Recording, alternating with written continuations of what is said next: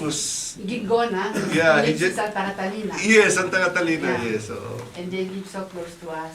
Ganun. May apat na pwesto na ang question na ang gobyerno normally, they always are those ones who are connected with the government. Yes, that's true. So this is one thing that we should find a way or something that could really do at home.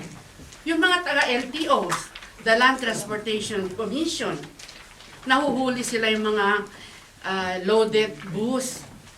Pero kung halimbawa tatawag sila sa mga driver, because I was really at the transportation at that time, pinuhuli nila na loaded daw ang bus nila, dapat may fine sa kanila. Pero pag ang driver may ibibigay na kunting ganyan, they will just close their mouth. No more. So these are the reasons why up to now we still experience this. Nag-i-exist pa rin. Then lately when I went home to the Philippines, I was together with my son-in-law. Biro nga naman sa MIA, sa international airport natin. Pagbalik namin, ang anak ko pa ngayon, this December when I went home.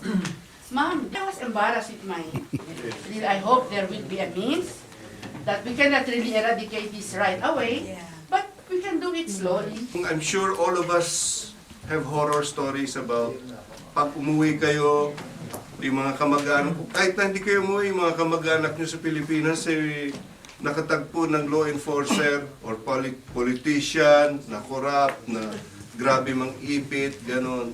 At baka mangyari na you might, how do I say this? You might despair with the kind of governance we have in the Philippines. Number one, we're doing everything we can right now when it comes to corruptions. Ma'am, all you've cited, illegal logging, pang-iipit sa airport, all that has got to do with graft and corruption. Now, for example, but we must all know that graft and corruption starts at the top. No? And if you show people that small people get caught, but the big people do not go to jail. For example, I am the chairman of the Senate Blue Ribbon Committee in the Senate. We're the ones in charge of investigating graft and corruption. A lot of graft and corruption cases in the Ombudsman, which is in charge of prosecuting government officials who are found to be corrupt, was a big problem when we came in. Prangkahan na tayo, si Merceditas Gutierrez, yung dating ombudsman. Ang dami-dami mga corruption cases ang inuupuan. May ano nga doon may joke doon sa ombudsman, ang tawag nila storage fee. Kasi magbabayad ka monthly para upuan yung kaso mo para hindi gumalaw, yun ang storage fee. So, that was the biggest problem because if the person in charge of prosecuting is also corrupt, then what will happen? So, we investigated her and we recommended that she be impeached or resign. Luckily, she heeded our advice and she resigned before we could start impeachment because we were going to start impeachment already. Second, we were able to investigate Gloria Macapagal Arroyo, whom you all know, with regards to the Philippine Charity Sweepstake Office funds, and where she used the intelligence funds of the PCSO. You all know the Philippine Charity Sweepstakes Office, charity means charity, as it is, no? Ito yung pagbigay sa mga nangangailangan hindi makabayad sa ospital, pambili ng gamot, pang chemotherapy, anong tawag doon yung dialysis. Lahat yan. That's what Philippine Charity Sweepstake Office was. Yet, what we found out then was it had an intelligence fund. What is a charity sweepstakes office doing with an intelligence fund? Tapos yung intelligence fund ng Philippine Army, ganito. Philippine Navy, ganito. Philippine Air Force, ganito. NBI, National Bureau of Investigation, ganito. Tapos ang intelligence fund ng PCSO na charity organization, ganito. Okay? And then the biggest amount was spent prior to the 2010 presidential elections. And so right now, we recommended that she be prosecuted. And right now, Gloria Macapagal-Arroyo is facing charges in the Sandigan Bayan for plunder. When you say plunder, that means nagnakaw ka.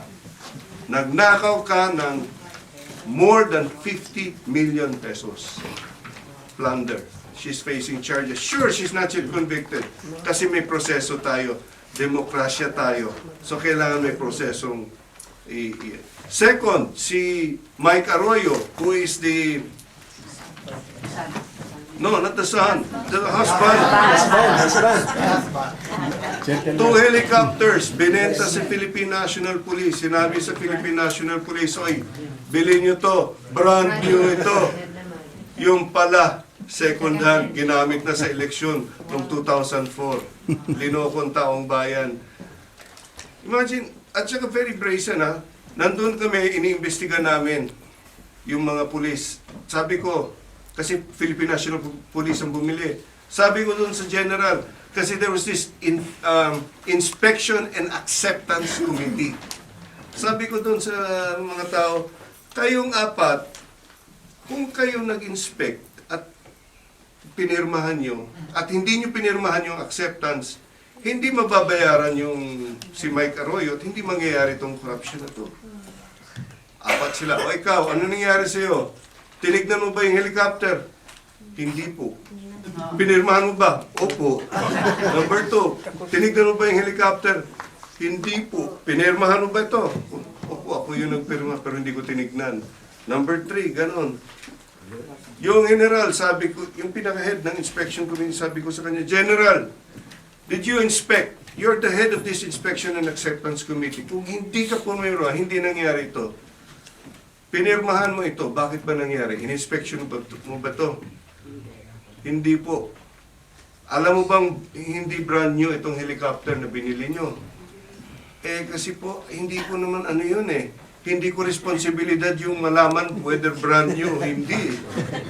Sabi ko, you are the inspection and acceptance committee. Even by your name of the committee, kung hindi kayo pumirma, hindi mangyayari ito. If it is not your responsibility knowing whether you're buying brand new or not, whose responsibility is it, General? Mata sa mata, tinignan ako, sinabi niya, Senator, I really don't know whose responsibility it is. Anyway, Mike Arroyo is also facing charges for plunder in the Sandigan Bayan.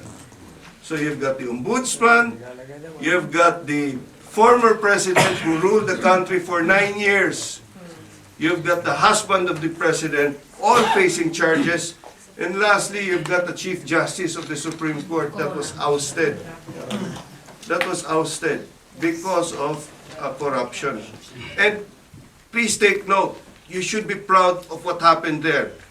Not where I'm sure some might not agree because they'll say it's political, but whatever it is, what is important is this is the first impeachment we had in our history where the process was followed. Kung ano nakalagay sa batas, kung anong proseso, nasundan yan hanggang sa huli. Marami tayong impeachment dati. Pero ang lahat ng impeachment na nangyari dati, whether tagumpay o palpak, kailangan pumunta sa kalye yung mga tao para matanggal. For example, the last impeachment was Estrada of a president. It never reached its final conclusion because people had to go to the streets to take him out. But when people go to the streets, that means we are not following the law, we are not following the process. This is the first impeachment where we follow the process. And that signal, that was a strong signal to the international community that the Philippines is a country of laws, that the Philippines follows the rules all the way to the end. So that is very, very important.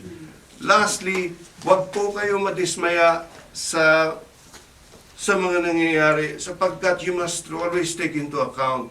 Kasi I'm sure you will always compare it with other countries. Bakit sa France ganito, wala masyadong corruption? Bakit sa Estados Unidos ganito, wala masyadong corruption? But you must remember, Our democracy, our republic is a very, very young republic. Our democracy is very...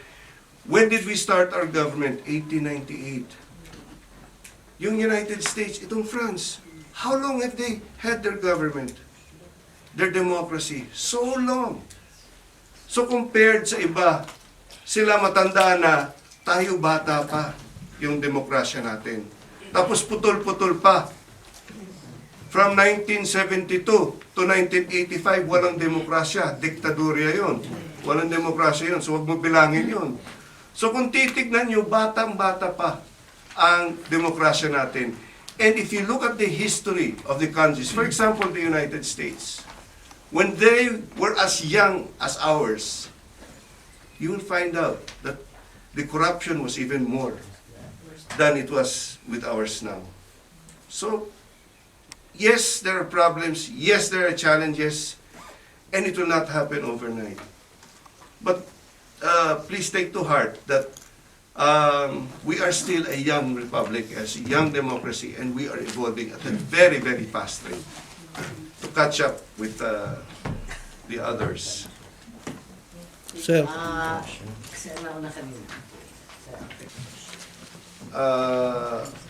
Walang problema kung may dual citizenship ka. Ngayon, kung Pilipino ka at Frances ka at the same time, walang problema po yun. At yung karapatan mo, hindi na nawawala dahil dual citizen ka. Sa pananaw ng batas, ang titig lang naman nila is, Pilipino ka ba na citizen? Kung oo, okay. So pareho ka sa mga iba. Kunwari po, Frances na gusto na mag-Pilipino, okay, nakailan po namin mag-apply sa Pilipinas ng aming nationality na pagka-Pilipino. Kasi, pag dual ka na, although dalawa yung iyong nationality, dalawa yung magpo-protect sa iyo. Pagkatapos, pag Pilipino ka na ulit, lahat ng rights mo as a Filipino, babalik sa iyo.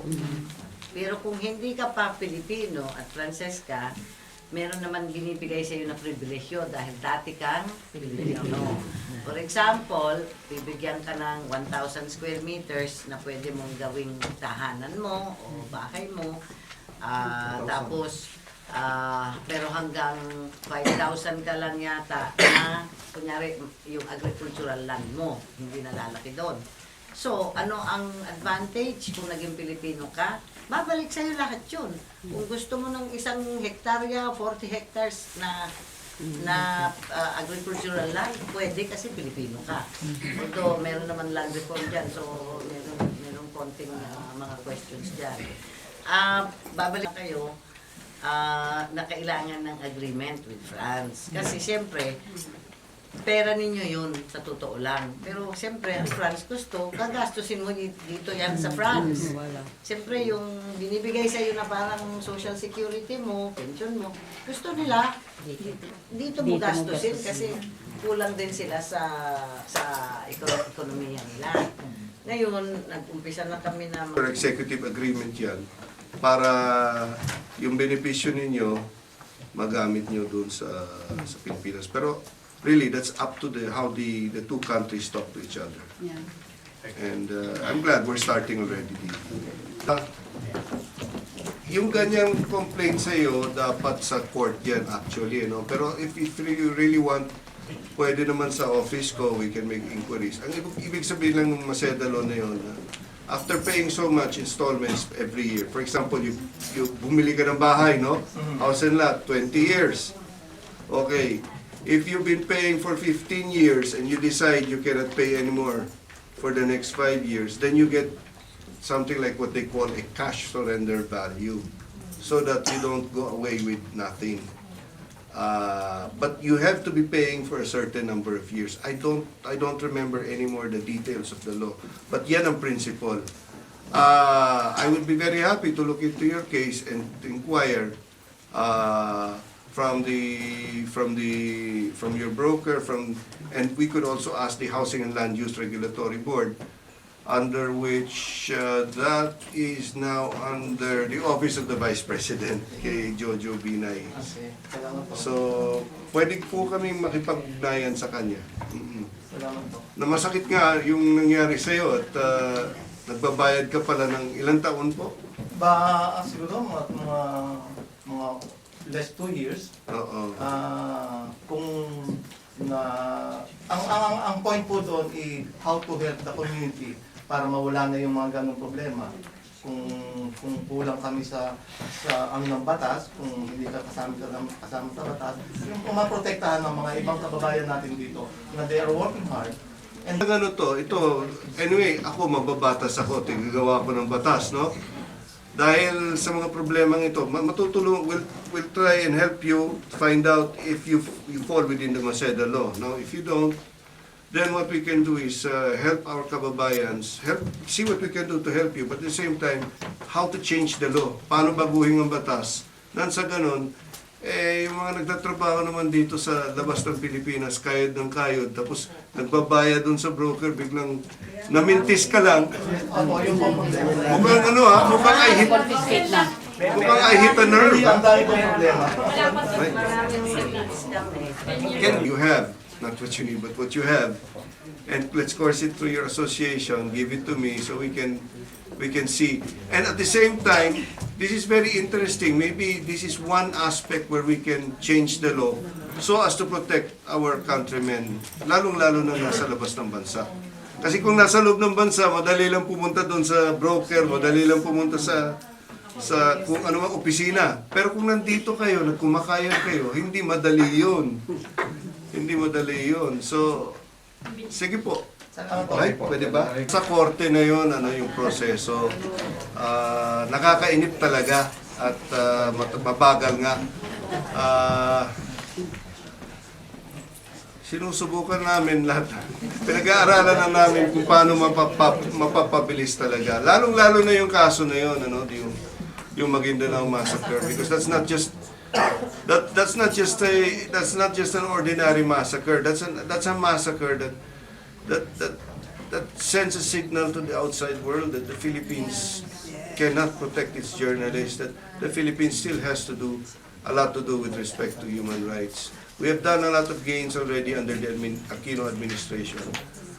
But until that Maguindanao massacre is resolved, it will stick out like a sore thumb. Unfortunately, yun ang nangyayari.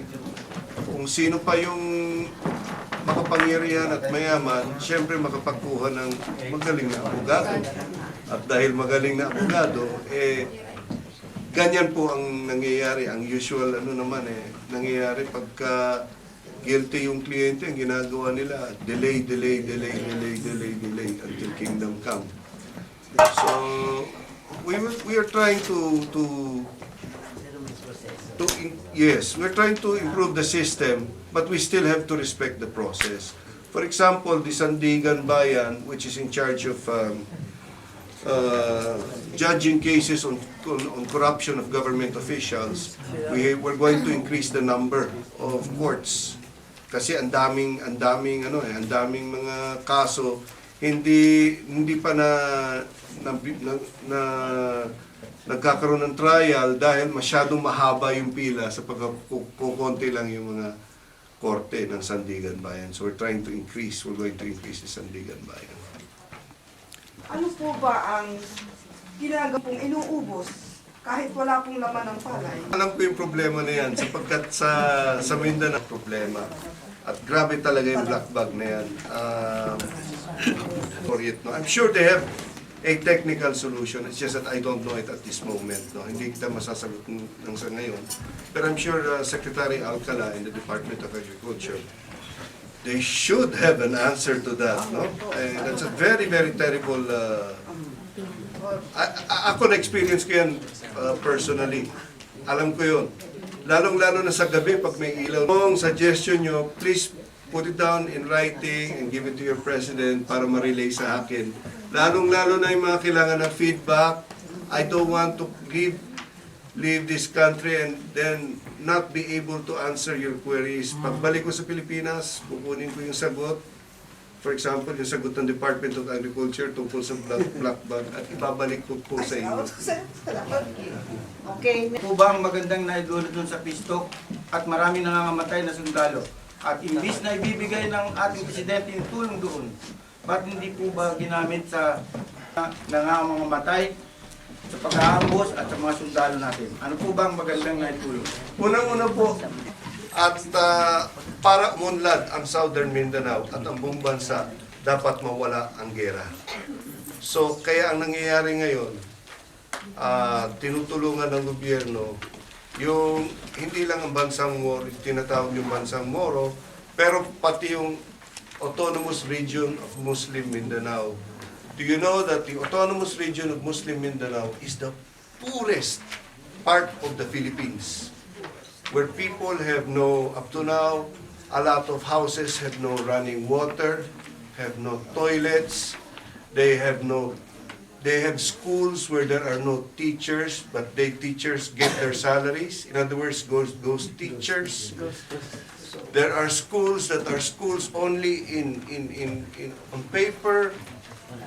Yet when you go there, walang eskwelahan. So it is one of the poorest places in the country, and these people and their children are suffering, and they are Filipinos. So dapat tulungan natin. Number one, dapat matigil ang gera. Sapagkat sa gera, walang panalo. Merong mamamatay na military, meron din mamamatay na rebelde, pero higit sa lahat, yung military na yan na mamamatay, tatay rin yan, mawawalan ng tatay ang isang pamilya. On both sides. Meron mga nanay, meron mga anak na magkakaroon na magkakabiktima. So we have to end all this. Number one talaga, itigil muna natin yung gera. So kailangan mag-usap. At nag-uusap naman. Number two, pag matapos yung pag-uusap, bigyan natin ng basic services. Dapat may tubig naman yung mga tao doon. Dapat may eskwelahan. At yung eskwelahan, dapat naman siguro may teacher na talaga nagtuturo. Not ghost teacher. Not ghost teacher. Okay, next. Pag bumalik yung, kasi may proseso tayo, may batas tayo, no? Hindi naman pwedeng diretso ikulong yung tao, kailangan may trial yun. Kailangan sabihin ng West na, okay, you're guilty of illegal recruitment, therefore you go to jail. That's the only time you can go to jail. It's the same process here in France and the United States. All civilized democratic countries, that's the way it's done. System of laws. Now, the basic problem there is when the victim goes back to Manila and the authorities there say, o sige, biktima ka ng illegal recruitment. Ipo-prosecute ka na namin siya. Willing po ba kayo mag-testify? Ayaw. Ayaw. Without a witness, without a complainant, then you cannot continue. You have no case against the illegal recruitment. That is a basic problem. So wala po tayo magagawa doon para yung instead na pumunta sila sa mga doon sa mismong register na information. In fact, before the death penalty was taken out, I think this is one of the crimes that where death penalty was meted out. Like the human trafficking. Thank you very much, sir. Sir, please give me your number and the issue, of course, so I can get back to you later. Kasi recruiter yan siya. Mabuhay sa Philippines because of there are so many things going on around, Correct. like corruption, Correct. unemployment, and so on and so Tama forth. po yun. However, it is also a reality na one of the economic booster is yung remittances. Remittances po, yes po. My question now is, a lot of us have been working so hard here in France and of course all over the world. Will there be ever a time that the government will tell to us and to other people that, hey, come back to our country and help each other build our land? I think, I don't know if it's in Korea, na one time they allowed the people to leave their country and work there and help them bring dollars to their country. But there was also a time when they asked their people to come back, na ready na sila na i-build yung country nila again. Will our government come to that point when you will ask the people from abroad to go back to our homeland and help each other build our country. I would love to hear that from our government. Financial analysts is that the Philippines in the next, I think, 20 years from now will become an economic powerhouse. In fact, everybody's in Asia, everybody's very excited about the economic prospects of the Philippines. And so, we just continue with what we're doing. Taking out corruption, making sure our policies are stable and not flip-flopping, solving all the peace problems, then it will happen. It will happen. But what I think is that more importantly is the government, I think, will not make a call. It will be you yourselves who will say, hey, it's time to go home. It's better to stay and live in that back in our country than to live here, because we have more benefits. The prospects are better in the Philippines. I do believe that will happen. And aside, no place like home. No place like home. Starting already, actually, sir, if I may, ni President Cory, na nagtawag ang gobyerno na bumalik sana. Pero ito yung parang brain gain program, if you remember. But of course, hindi naman natin mapipilit yung mga taong yan, especially in science and technology, which we lack so much sa Pilipinas. Kasi siyempre, hindi naman sila kasi ganda ang kita nila kung nasa abroad sila. So parang pumupunta sila, may program, parang once a year, magpupunta sila para nagtuturo or whatever, no? Pero ngayon, marami ho sa kababayan natin sa Amerika na nagbabalikan na kasi wala na rin silang trabaho sa Amerika. So yung iba, nag-business doon.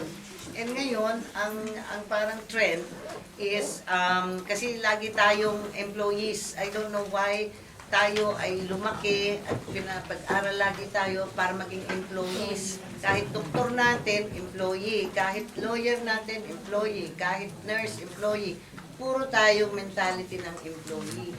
So ang parang ginagawang trend ngayon, magkaroon tayo ng business entrepreneurship, parang ganyan, para matuto tayo kahit mga maliliit lang na business, kukikita pa rin tayo. Kasi sa dami ng Pilipino sa atin, I think kung meron kang business acumen at meron kang magandang idea at malakas ang sipag mo, siguro magiging maprogreso ka. We don't have to go out of the Philippines to find a better future. That is the goal. Yun ang dream ni Republic of the Philippines and National Democratic Front. Ano po yung dahilan bakit po sinubukan na ng mga nakarang administrasyon ang usaping pangkapayapaan yung sa mga rebelding CPP, hanggang sa ngayon po ay parang wala tayong nakikitang liwanag doon po sa usaping pangkapayapaan na yan. Oo nga, yung panig at sa ngayon nasa stalemate. Siguro isa sa mga nakikita ko dyan, kailangan bagong pananaw dyan, bagong mga negotiators dyan. Yeah, it's a bit disappointing to state that the talks are not moving anywhere, no? And it's also important that we have peace talks, a peace agreement with them. But we must not stop trying. And I for one, because right now I'm the chairman of the Committee on Peace in the Senate. That's why I'm also at the forefront of the peace agreements with the CPP and PA at the. But I'm not the negotiator. No, it's the executive branch of the government. Ako nasa legislative, mababatas po ako. So ang amin lang is we're monitoring it and we're trying to help. Admittedly, right now, I don't know how to. We're still studying the problem and we don't know how to bring them back to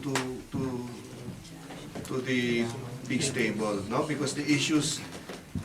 Parang ganito dapat, di ba? Dapat magkatugma. Hindi, nagkakaganunan eh. And you know, this is also very important for me. It's also very personal because I don't know if you know about it, but you've heard about it. My mother, who was a graduate, di ba, the 3 terms as mayor, she just graduated as mayor. She just ended her term.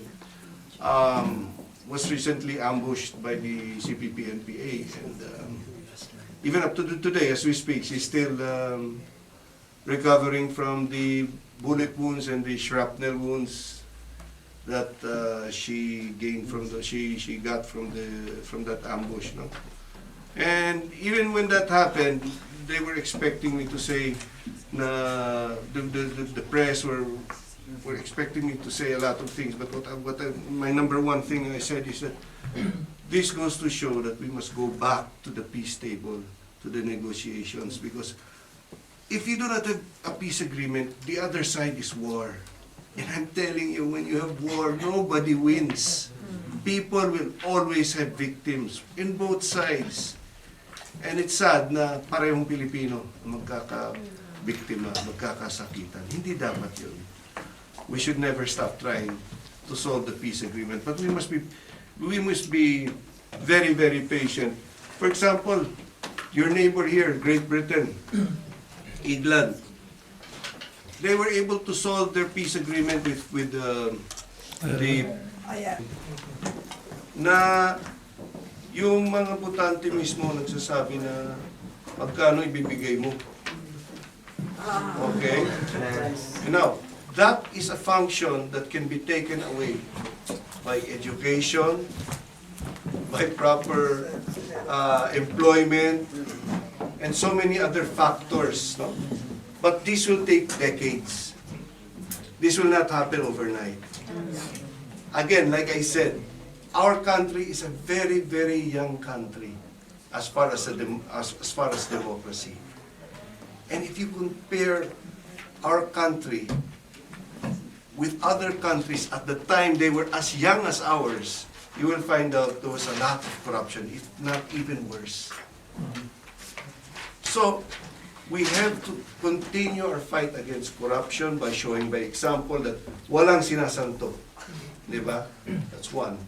Mayaman ka or very powerful ka, wala kaming pakialam, basta ikaw sumagot sa batas, mananagot sa batas. That's one. Number two, the education of our people. Because it is with responsible citizenship that comes towards saying, no, we will not sell our votes. Okay? Number three, you must make sure that the people have money already in their pockets. You go to Mindanao, even in the Muslim Mindanao, in so many parts of Mindanao, in the Visayas, you see so many poor people who have nothing. Who have nothing. And that is the number one problem. That is the root of it. We must have employment for our people. We must give them dignity in their lives. Then and only then can we take that away, that vote buying. Mawawala yan one day. I'm very, very confident. But it will not happen overnight. Boost ng ekonomiya, the greater is the crisis, mas maraming perang pinapadala. Ngayon, yung iba, lately, merong nagsabi sa akin na ang return back naman ito, sa dami nating pinadala, nasobrahan yata tayo ng pondo doon at bumaba na naman yung value ng pinapadala natin. So, it was ironic for them to say, Mads, uuwi na ako kung kailan bumaba yung peso. So, sabi namin, maganda yan sa iyo pero hindi yan maganda sa Pilipinas. Tingin ko, kailangan ng titignan ko po yun, yung sinasabi ng social nets. Kasi marami rin ako nakikitang nangyayari na nag-iibang bansa, nag-iipon, pagbalik, bibili ng jeep, bibili ng taxi, bibili ng karaoke, bibili ng tapos after so many months, bankrupt yung taxi, tapos nawala lahat, no? So, kailangan talaga ng magandang vehicle na pwede ma-investan ng ating mga OFWs. Meron tinatawag sila yung Department of Foreign Affairs, I remember, at titignan ko pagbalik ko sa Pilipinas, yung tinatawag nila OFW bonds, kung saan pwede mag-invest yung mga kababayan natin. Pero sa nakita ko, marami na mga private na firms like for For example, ang alam ko, BPI at Metrobank, meron sila mga investment schemes para makatulong sa ating mga OFW. It's only a matter of informing them, informing the OFW of this program. So it is more channeled through the private sector? I think or the answer there is more in the private sector rather than the government. The government's role then just to inform the OFWs that there is this investment program for OFWs, for Filipinos, available for you at the private sector. Probably, Madam Ambassador, that would be a good idea. We can talk to like Metrobank, BPI. They have these investment schemes for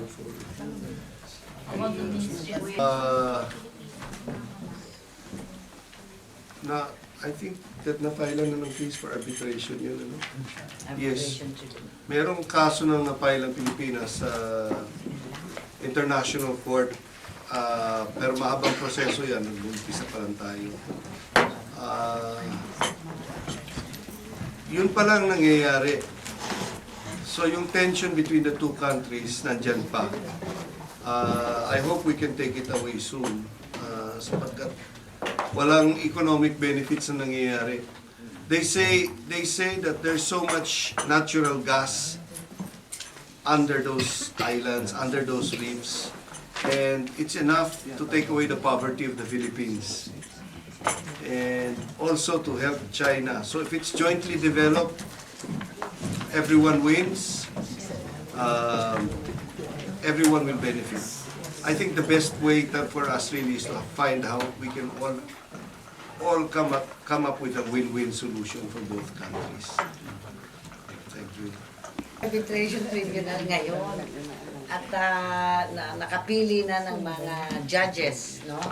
Na isa sa mga judges ay Frances doon sa tribunal. Ito under international law, under the United Nations Conference of the Law of the Seas, no? Meron tayong international na under yung clause.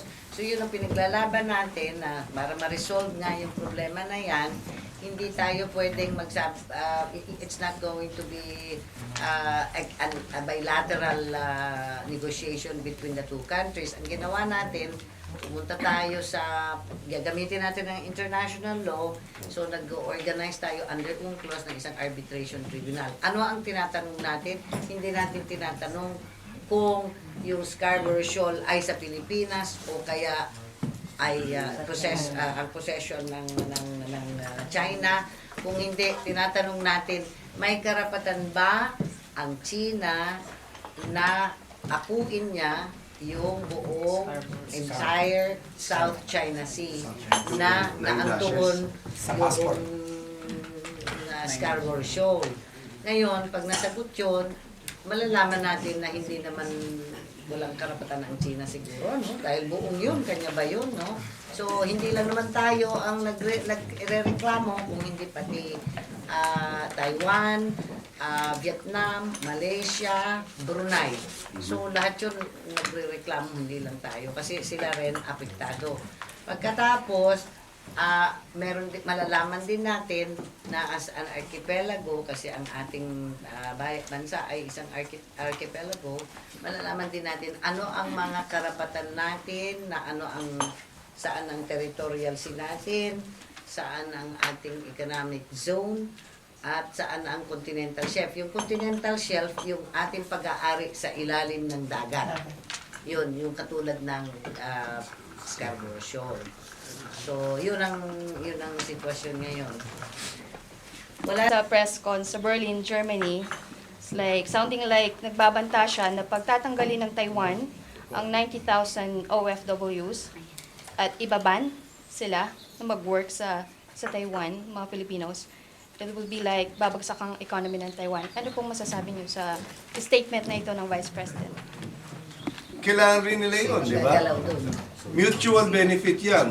The 90,000 get employment, they have money, they send it back to their families. At the same time, the Taiwanese have employees that can work for their industries, build their ships, do do whatever for their businesses. So it's a mutual benefit. And if you cut that, both sides will suffer. Not only one side, both sides will Hindi po suffer. kayo napaka-straightforward noon at lalong lumaki yung dispute between Philippines and Taiwan. Well, that's why I'm hopeful that that dispute will come to a solution already. No? In fact, there's already a joint investigation, and that's already a sign of cooperation, where the Taiwanese government sends in their people to investigate together with our National Bureau of Investigation. So that's already cooperation. So that's a sign that they are cooperating, they are talking. So I think it will come to a win-win solution and benefit all parties. Okay. Jesus Christ our Lord Church. Bagong member po kami ng Filipino community. I think, hindi ko po alam kung direct po sa inyo o sa ating ambassador dito kasi as we exercise our worship here, we find it very difficult to find a place. Kasi po, meron pong, representing the other churches din po, merong mga group na nag-gather lang sila sa bahay. Tapos, nakikita po natin ang mga bahay dito maliliit. So, meron mga tao na na-exercise ng faith nila na nandun po sa bahay gumagawa. Then, meron pong iba na may mga nakukuha maliliit na sal. Tapos, very expensive din po. So, medyo struggling po sa mga churches. And gusto ko sanang itanong kung meron po bang maitulong ang government natin na magkaroon po tayo ng place dito na galing din po sa government ng France na mabigyan tayo ng right to have a place for our worship. Nagaling sa government ng France? Opo. Within the... Example na lang na ibibigay ko, yung, for example, yung sa St. Bernadette, di ba? Meron tayong parang chaplaincy doon sa St. Bernadette. Pero alam nyo naman, na kumbaga squatter lang tayo. Parang, kasi nauna yung mga Poles, yung mga tiga-Poland na nag-angkin kumbaga nung simbahan na yun, para tayong hindi man squatter, parang pinahihiram yun sa atin kasi kailangan pa ng dokumento. Hindi dokumento, yung approval ng mismong archbishop, archbishop. So yun ang nilalakad natin. Pero may binibigay outside ng Paris naman. So sabi naman ni Father, ni Monsignor, hindi yan pupunta mga Pilipino kung sa labas ng Paris. So syempre, gusto natin sa loob ng Paris. Kaya nga, ang simba natin ay 3 o'clock in the afternoon kasi hindi yung usual hours in the morning or in the afternoon. Alas 3 ng hapon ang ating mass. So, hindi ko pa masasagot yan kasi hindi gobyerno ng France yan. Hindi sila sumusuporta sa mga religious activities eh. Kasi ang dami nilang suporta, ang daming religion dito sa atin, sa France. So, Sir, ang tanong ko pong pangalawa, tungkol po sa droga sa ating bansa. Halos araw-araw laman ng mga pahayagan ng TV Patrol.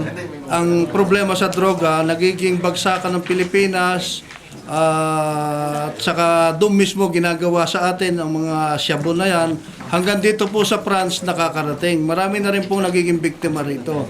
So ano po ba yung bilang isang mamabatas na katulad ninyo ang maaring maitulong sa amin dito sa komunidad na yan ay masugpo? Hindi man totally ma-eradicate pero magkaroon naman ng kasi papalasak na rin po hanggang dito ang shabu na yan. Actually, okay na yung mga batas natin dyan eh. Ang importante na yung pagpapatupad ng batas. Enforcement of the laws talaga importante. So, which is already happening. So, these are the things that we have to grapple with. That although it's starting already, but the problem is widespread and therefore we have to enforce our laws better. And it's equally difficult because of our geographical characteristics. We are islands. Madaling pasukan, madaling pasukan, madaling umalis. So our coastlines are very long. The capabilities of our coast guards are not adequate. Therefore, it's really a big problem, but we're doing the best we can. Sir, ang concern po namin, paano po yung nakakalabas sa airport natin, papasok dito sa France? Well, very specific yung tanong mo. This is the first time I heard that it has come to France. Kaya nga po, diniretsa na po namin dahil yung po nangyayari. Okay. I don't know, I'm not even familiar, pero titignan ko po yun. Very interesting ngayon ako na nabanggit nyo. You mean, mula dun sa airport natin, nandito na?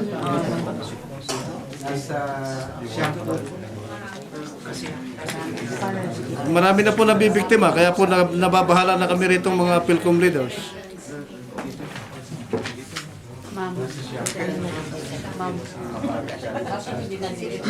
Bakit nga nakakalabas? Sige po, titignan po. Thank you, sir. We should have an extradition, work for an extradition treaty with France. And how about what happened to Mr. Seven before na nakuha sa Pilipinas? She's been, it's not extradition, it's deportation. Nahuli ng immigration, delivered. Talaga na nagtago sa Pilipinas. Nahuli ng, I suppose may PAOK TF pa nun, PAOK TF ang Bureau of Immigration. Nung pagkahuli, syempre, iuwi. So hindi extradition yung nangyari, purely deportation. Hinuli, sinakote at binigay sa French government. Yung pong mga nasa watchlist po ba, yung mga pag umuwi ng Pilipinas, nasa watchlist sila, may chances silang ma-hold sa atin? Hindi, ang watch list, yung mga lalabas galing sa atin, papunta. Yung mga papasok sa atin? Sa papasok, hindi yan.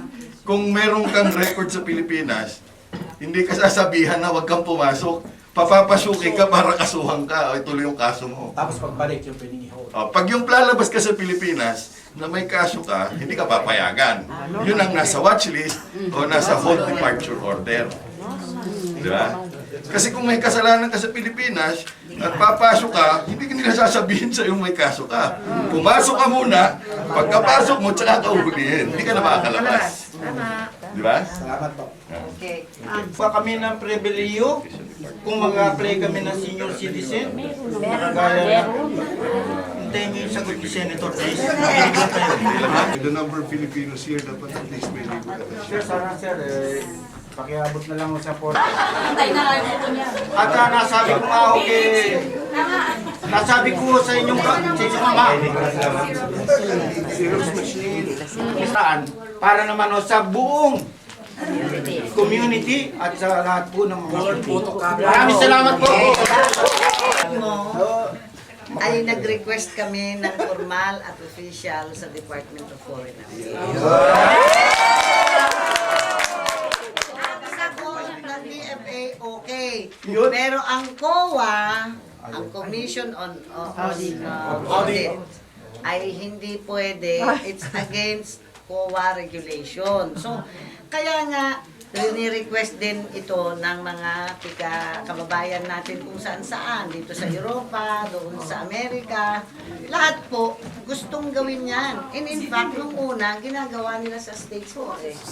Pati yung picture noon, kasi nagpipicture pa tayo noon na nilalagay, ginagawa. Kaso, there are certain regulations nga sa auditing, accounting, ng gobyerno na medyo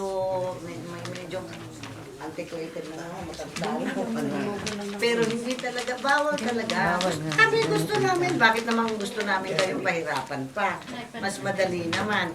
Kasi unang-una, siyempre ririsubuhan namin lahat ng mga pumapasok na pera sa amin. Ngayon, kunyari, magkano ba kunyari isang ganyan? Isang 20 centimes. Ha? 20 centimes. Isang kopya ngayon yung ginawa mo. 20 centimes, resibuhan namin yung lahat.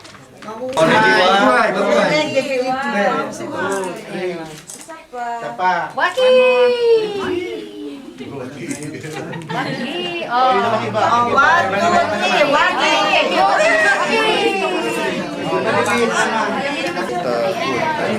Kasama sa trabaho.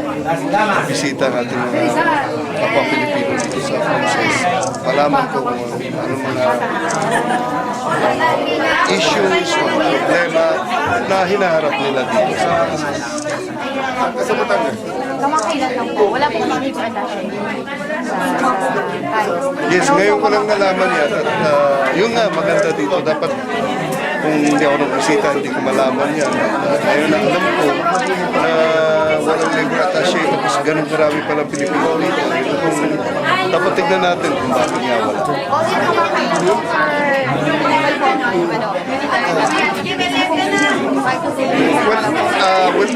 We'll have to do one thing at a time. Pero para sa akin, napaka-importante yung labor attaché.